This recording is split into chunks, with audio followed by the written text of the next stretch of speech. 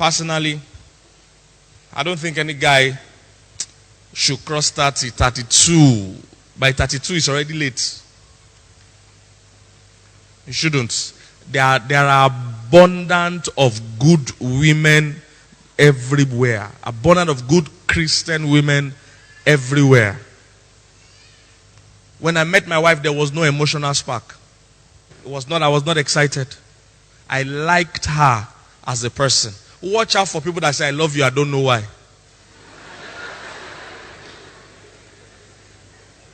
I knew why I liked my wife, and those reasons are still here today, and I still like her today. That is important. Because the guy that tells you, I love you, I don't know why, the day he's going to change his mind and say, I hate you, he will say it for the same reason. I don't know why. I just don't know why. I'm just tired. That is the sick. Now listen, have you noticed that in the days of our fathers, they didn't marry based on emotion? Hope you know that. Oh, they didn't. Those days they married for basic things. For instance, they checked character. In fact, they didn't only check character, they would go and investigate your family. Am I correct? It was purely on tangible things. You will not hear somebody in those days saying, I saw the girl, I began to shake, I began to shake. You will never hear that nonsense. That old men, I want to say young men, that old men are telling me today. You will never hear such. They married on clear value. Then they bond for their house. Are they anybody mad there? They get sense. Once they check basic, real qualities, some of those girls, you don't even have to meet them before time. They arrange the marriage. They just tell you, marry her, you'll be fine.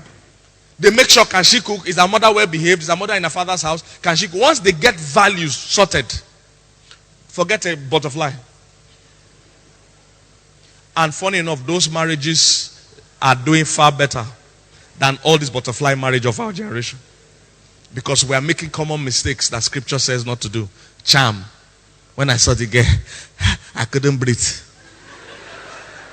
I just confused. I'm excited. Excitement does not last. Look for a hardworking girl. Her head is on the ground. She's doing something with her life. She loves the Lord. She serves the Lord. She's hardworking. She's homely. She's doing what she can do. Marry this girl. There are many of them, good girls everywhere. And I'll see old men roaming around. It's tiring. And listen, guys, if you're a guy here 35 and above, the challenge is this, and you have not met a lady yet. Challenge is that meeting the girl and marrying the girl will still take approximately 1 year. Assuming you meet the girl today. To still take 1 year. Because you will still be friends, you will still date, you will still meet father, meet mother, meet pastor, do church counseling. Roughly 1 year.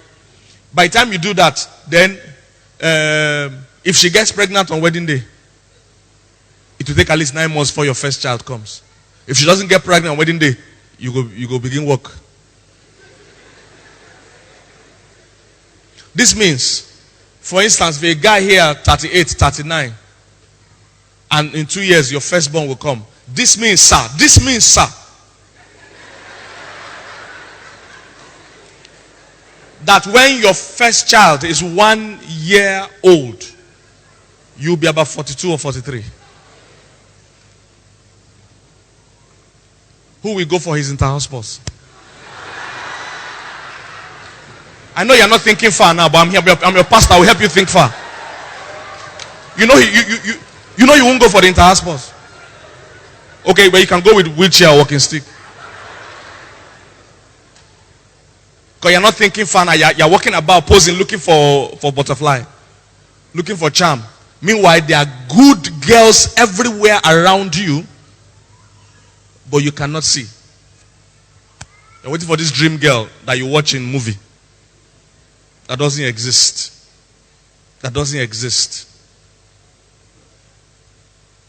Many of these guys have not faced the reality. I have them in this church. I have 40-year-olds, single men roaming around in this church. Some of them have become serial daters. Champion daters. They date all the new girls in church. They are daters. They never marry, just date.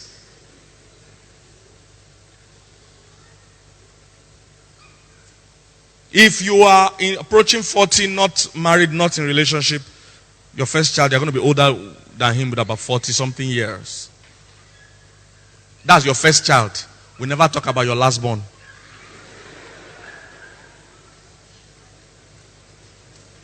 We never talk about your last born. The implication is this also. You will be paying school fees when you might have stopped working. The worst thing you can do to yourself as a man is to be paying heavy bills when you are not earning heavy money. Some of you here, you have parents that are retired now. You know what's up. The money you make at that age or at that level is just for you to barely survive. You can't be bearing bills like rent or school fees. And who knows how much school fees will be by that time. Because when we were young, primary school was free. Today, there are some schools that are 500k primary school per term, not per lifetime.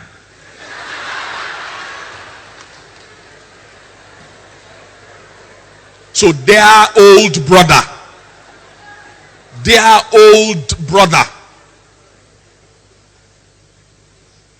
you might be looking for butterfly and be roaming around because you and your friends, nobody's telling you the truth. I'm your pastor, I'll tell you the truth, man.